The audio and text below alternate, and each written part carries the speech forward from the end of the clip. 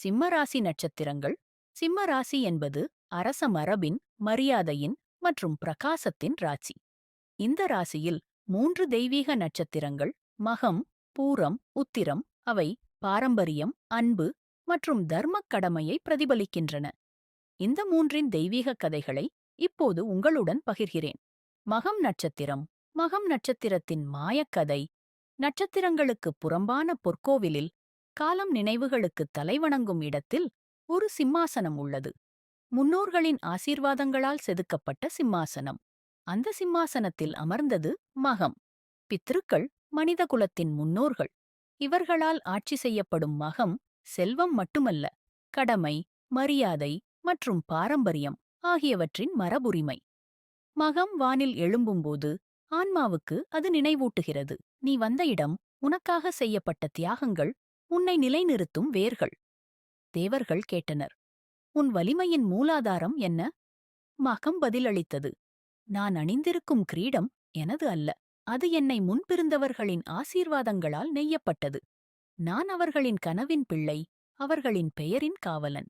இவ்வாறு மகம் நட்சத்திரமானது பாரம்பரியம், தலைமைத்துவம், மரியாதை, முன்னோர்களின் வழிகாட்டுதல் ஆகியவற்றின் நட்சத்திரமாக மாறியது. கடந்த காலம், எதிர்காலத்திற்கு வலிமையளிக்கும் அரச ஆசனம். மகம் நட்சத்திரத்தின் முக்கிய அம்சங்கள். சின்னம் அரச சிம்மாசனம். தெய்வம் பித்ருக்கள், முன்னோர்கள். ஆட்சி கிரகம் கேது, பற்றின்மை, ஆன்மீக பாரம்பரியம்.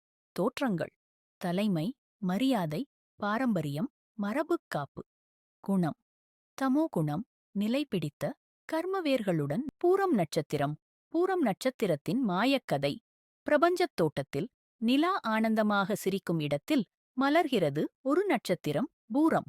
இதன் தெய்வம் பகவன், இன்பம், வளம், அதிர்ஷ்டத்தின் கடவுள். இங்கே ஆன்மா போராட்டம் கற்றுக்கொள்ளவில்லை, மாறாக இன்பம், அழகு மற்றும் இணைப்பு கற்றுக்கொள்கிறது. பூரம் என்பது ஒரு ஊஞ்சல் போல. அங்கு அன்பு மலர்கிறது, இசை ஓடுகிறது, கலை மற்றும் அழகு மனதை தெளிவிக்கின்றன. ஆனால் இது வீணான இன்பம் அல்ல. இந்த மகிழ்ச்சி பிரபஞ்சத்தின் படைப்பிலும் பங்கு வகிக்கிறது. ஒருநாள் தேவர்கள் கேட்டனர், நீ ஏன் சிரிப்பு, அன்பு, ஓய்வு ஆகியவற்றில் காலம் செலவிடுகிறாய்? பூரம் பதிலளித்தது, ஏனெனில் படைப்பு புயல்களில் மட்டும் பிறக்காது. அது அன்பிலும், அழகிலும், மகிழ்ச்சியிலும் மலர்கிறது. நான் தெய்வீக நாடகத்தில் கலைஞன். இவ்வாறு பூரம் நட்சத்திரமானது அன்பு, இன்பம், கலை மற்றும் சமநிலை ஆகியவற்றின் நட்சத்திரமாக மாறியது, வாழ்க்கைப் பாதையை மணக்கும் மலராக. பூரம் நட்சத்திரத்தின் முக்கிய அம்சங்கள். சின்னம் ஊஞ்சல், படுக்கை தெய்வம் பகவன், இன்பம், அதிர்ஷ்டம், வளம் தருபவன். ஆட்சி கிரகம் சுக்கிரன், அழகு, கலை, காமம். தோற்றங்கள் அன்பு, இன்பம், கலை, வளம், இணைப்பு குணம்.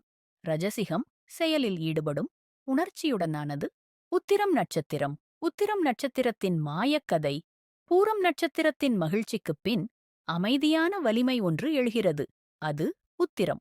இதன் தெய்வம் ஆரியமன், மரியாதை, நட்பு மற்றும் புனித ஒப்பந்தங்களின் கடவுள். இங்கு ஆன்மா கற்றுக்கொள்கிறது, அன்பு என்பது இன்பத்தில் மட்டுமல்ல, அது கடமை, நம்பிக்கை மற்றும் தியாகத்திலும் உள்ளது.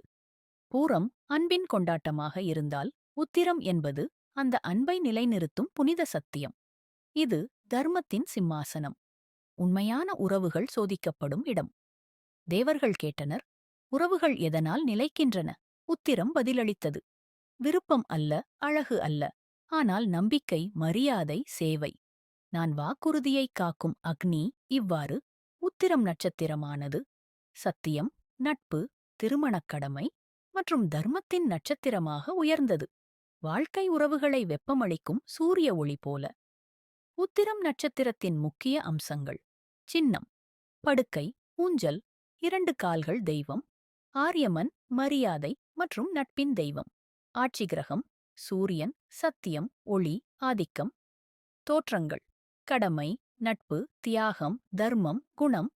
ரஜச சத்துவம், செயலில் ஈடுபாடு, புனிதம். நன்றி, வணக்கம். வீடியோவை பார்த்ததற்கு நன்றி.